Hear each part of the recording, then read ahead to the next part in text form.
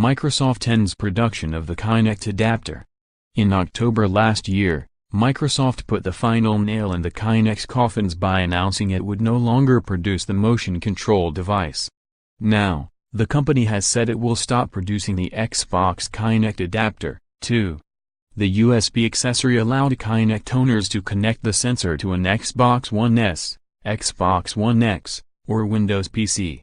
After careful consideration, we decided to stop manufacturing the Xbox Kinect Adapter to focus attention on launching new, higher fan-requested gaming accessories across Xbox One and Windows 10. A Microsoft spokesperson said in a statement to Polygon. In 2016, the Xbox One S arrived without the proprietary port required to attach the Kinect. For 8 months after the release of the console, Microsoft gave the adapter away for free, before starting to sell it separately for $40 in April. Ceasing production of an adapter for a product no longer being manufactured doesn't come as much of a surprise, of course. But Microsoft did say it is not the end of the journey for the technology, when announcing the Kinect was no longer being made.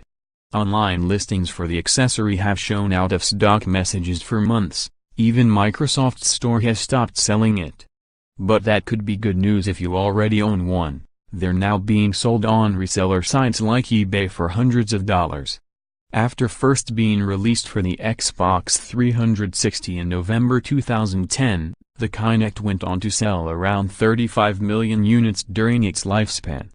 Microsoft tried to reignite interest by bundling it with the Xbox One when it launched in 2013, but that increased the price of the console.